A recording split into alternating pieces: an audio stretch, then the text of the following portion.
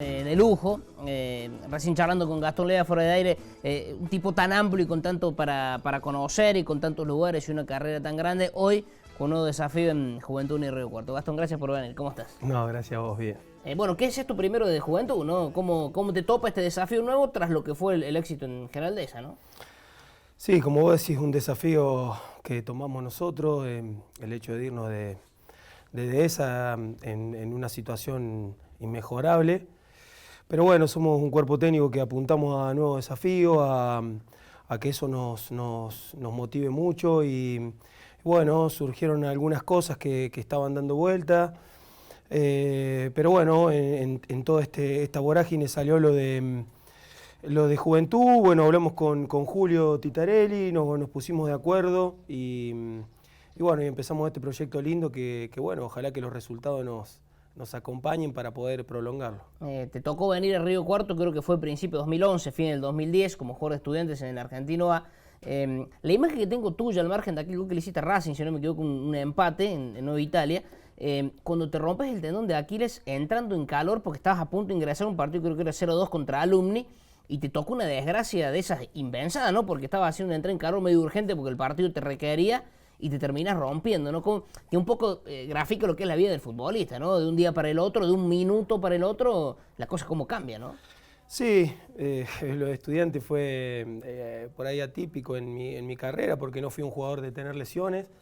Bueno, fue mi primer lesión grave a los 31 años, en un muy buen momento mío en todo sentido. Pero bueno, yo siempre hablo ahora desde el otro lado con los jugadores que nunca es tarde para aprender un montón de cosas, a seguir superándose. En ese momento me tocó casi un año de recuperación en una lesión muy difícil, que pude superarla y después mi vida siguió bien, futbolística, y son cosas que me dejaron muchas enseñanzas. Una lesión que dicen, sentís como si te pasen un piedrazo de atrás que no te das cuenta qué es y te estás rompiendo, ¿no? Estás roto. Claro, en ese momento estaba, bueno, el que tengo hoy de profe, a Javier, estábamos haciendo la entrada en calor y yo la estaba haciendo al lado del lineman.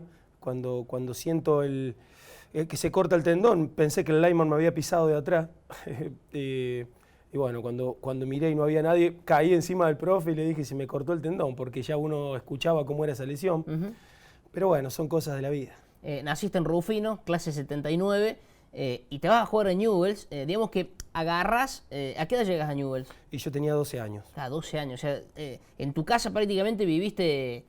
Tenés pocos recuerdos de tu casa como habitante de la misma, ¿no? Porque de Rufino te vas a una pensión, a la pensión de Newell's. Sí, yo siempre digo que he vivido más en otros lugares que en un lugar donde... ¿De dónde sos? ¿Vos que me contestás? Yo, no sé, de todos lados. Claro. Porque la realidad es que el fútbol me llevó, esa pasión por el fútbol me llevó, bueno, primero a Rosario y estuve casi 10 años ahí. Después, bueno, empecé a girar por todos lugares donde me llevó la pelota, que no estoy para nada arrepentido. Lo único que uno pierde cosas muy importantes a nivel personal, a nivel familiar, pero bueno, el fútbol me dio esa posibilidad. En ese momento no es como ahora, que los jugadores jóvenes tenían tantas posibilidades. En ese momento fue Grif a buscarme y bueno, se me abrió la puerta y no se podía dejarla pasar. Yo no me arrepiento de nada, vuelvo a repetir. Lo único que bueno, yo cada vez cuando fui jugador o ahora como entrenador, antes de cada situación, solamente pienso todo lo que dejé para esto y no puedo guardarme nada. No, y el camino, porque llegás a un Newell's que era campeón de la Argentina, ha sido 90, 89 por ahí, aquella generación histórica con Marcelo Bielsa como entrenador, bueno, Grifa que había trabajado con Marcelo de toda la vida. ¿Qué era ese Newell's? Porque, bueno, de repente, no sé, imagino tener recuerdos de Pochettino, de Sensini, Balbo, Berizzo, León, Martino, Scoponi, que yo no sé, los has visto entrenar, digo, qué fuerte, ¿no? Sí, tuve la suerte, bueno, a cambio de todo esto que dejé, Claro. de caer justo en la época de oro de Newell's, porque la década del 85 casi al 95, 97 fue una época de Newell's impresionante a nivel formación, a nivel inferiores. En ese momento era lo mejor de lo mejor, claro, sí. con formadores realmente que te dejaban enseñanza para toda la vida. Y bueno, me tocó estar en esos momentos, estaba la época de Marcelo, en el predio se respiraba. Predio Bellavista, ¿no? Se respiraba una forma y una ideología que con el pasar de los años fueron unos adelantados, porque hoy están esparcidos por todo el mundo, con esa idea que se vivió hace 25 años atrás y que hoy muchos la están tomando para por lo menos volver a las raíces de lo que fue el fútbol, que creo que eso nunca se tenía que haber perdido. Grandes equipos de Newell's, aquella final de Copa Libertadores con San Pablo, el paraguayo Mendoza, Domizzi. Sí. ¿Había contacto con esa gente desde el lado de ustedes? Sí, porque en ese momento Gamboa. En las pensiones se aplicaba mucho toda ese pensamiento, esa idea, que era la de la formación, la del sacrificio, la de, bueno, de un montón de cosas que, vuelvo a repetir, se perdieron con el tiempo. Antes era todo, te costaba mucho más. Un jugador, por ejemplo, de 17, 18 años, no eras como hoy que tenías un auto, que ya un representante te hacía sentir que eras Maradona. En ese momento, los botines eran mejor el que heredabas, a lo mejor, claro. En el vestuario tenías que respetar al más grande. Otras enseñanzas que hoy se perdieron un poco.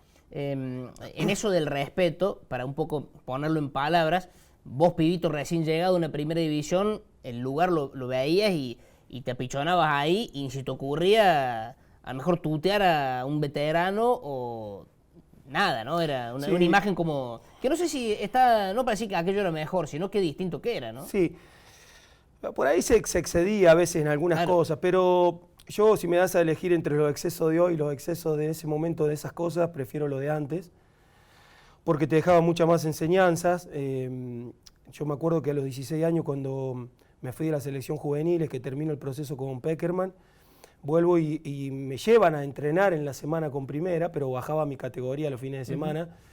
Me acuerdo que entré al vestuario, que yo estaba Saldaña, Gamboa en ese momento, y cuando llegué a la puerta y vi a todo eso, salí y me cambié en el pasillo. O sea, era un respeto que se tenía sobre todas esas figuras que ya te lo daban desde abajo, y el amor por lo que hacías principalmente, que eso es grandioso en el fútbol, el amor por lo que haces.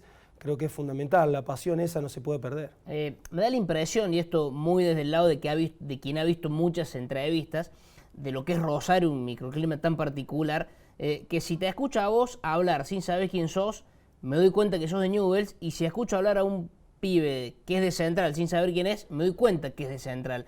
Hay una diferencia de manera de vida, de ser, pero porque es así, no exagero, digo, en el tipo que, no sé si el hincha común, pero sí el que ha sido jugador de uno u otro. ¿Se vive un poco de ese modo? Sí, yo creo que, bueno, que ese clima del cual te estoy hablando creo que no se perdió nunca ya. En esos años se implementaba mucho más el amor no solamente por el club, sino por lo que uno hacía, todo lo que uno dejaba. Las pensiones en ese momento, vivíamos 6, 7 en una habitación, a veces un vidrio estaba roto, no teníamos un solo tele en un comedor. Una heladera para todo. Una heladera para todo, íbamos todos juntos para el horario de entrenamiento a tomar un colectivo, donde hoy todas esas cosas han mejorado. Yo no sé hasta qué punto se toma de la buena manera ese ejemplo de mejorar, pero bueno, en ese momento... Bielsa los llevaba al Liceo de Funes a concentrar ahí, o sea, un cuartel. Sí, claro. Sí, era todo mucho más recto, pero bueno, que a la larga, cuando vos empezabas una vida muy joven como jugador de fútbol profesional, 19, 20 años, ya tenías mucha más sabiduría, y hoy por ahí los jugadores actuales por ahí logran entender cómo es esto del fútbol cuando están por dejar, y es una lástima.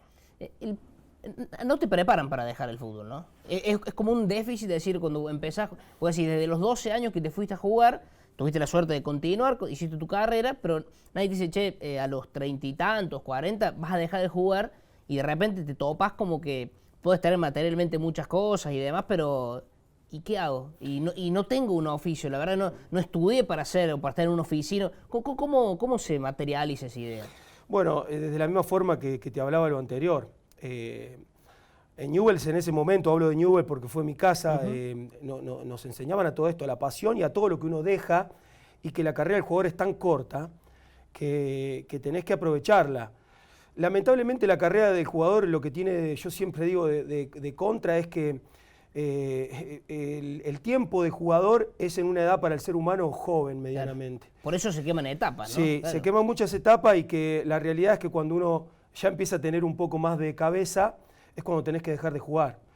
Entonces, durante la etapa del jugador se cometen muchísimos errores, que si los jugadores no son bien formados desde abajo, con estas cosas que decía, que se han perdido con el tiempo, hace que los jugadores jóvenes hoy tengan muchas cosas rápidas, pero se equivocan mucho más. Y es una lástima. Yo me he interiorizado en todo esto durante toda mi carrera para cuando se fue ese entrenador poder trasladarlo a mis jugadores. ¿Qué es lo que trato de hacer? En el lugar donde nos toca estar, poder darle a los chicos toda esta experiencia, que no se equivoquen como por ahí nos equivocamos o se equivocan mucho los chicos de ahora. ¿Te terminaste haciendo hincha de Newell's?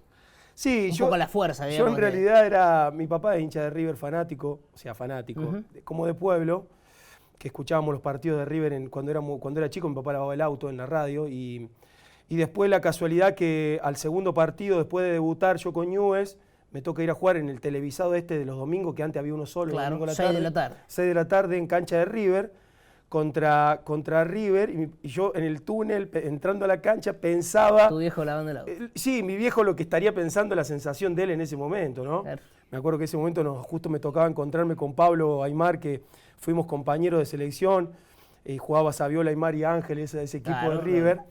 Y yo, más que pensar en el partido, estaba pensando en lo que pensaría mi viejo, recordando todo ese momento, ¿no? Fue un lapso de 10 segundos que se me cruzó eso por la cabeza. Y después ya el corazón, ya dejás de ser un hincha de chico y ya lo trasladás mucho más profesional, porque después vos ya... Sí, vivís de eso. Vivís de eso, y el club donde vas, yo siempre digo, tenés que amarlo, porque si no es imposible. A veces viste que un jugador se besa la camiseta de un club, se besa la de otro y le dicen vende humo. Yo a veces no pienso de esa manera. Es el compromiso que es uno el compromiso reúne, que claro, uno ¿sí? reúne en ese momento, lo que vos le estás devolviendo, a lo mejor con un gol, a un club que te está dando de comer. Esa famosa historia del Kili González a Bielsa, que dijo usted me arruinó la adolescencia por los títulos de ese Newell's.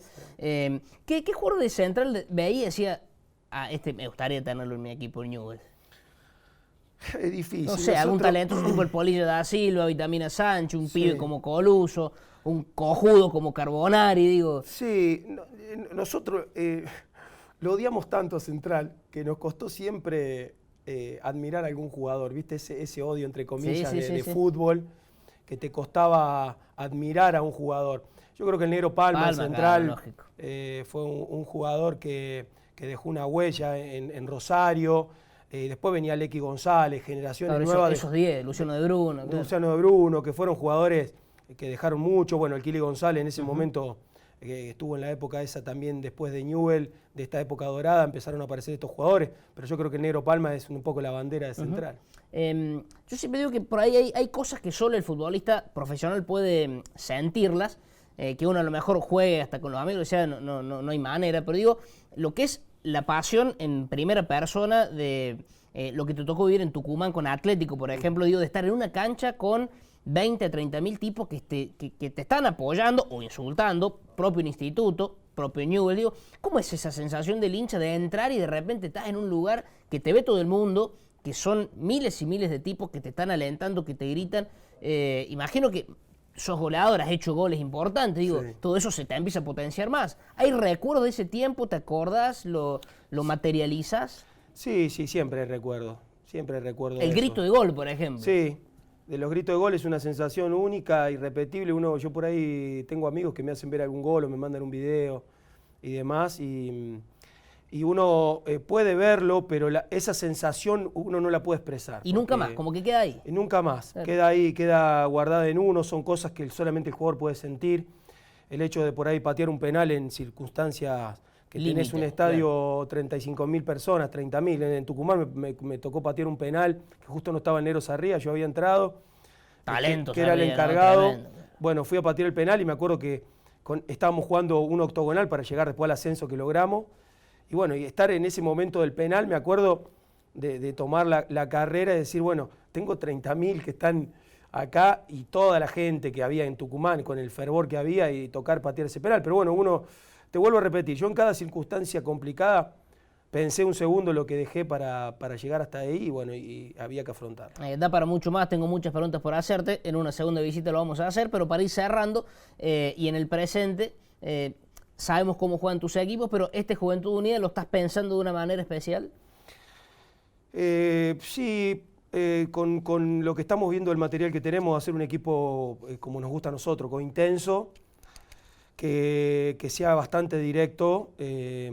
Sí, afianzar un equipo que no solamente sepa atacar, sino que también sepa defender.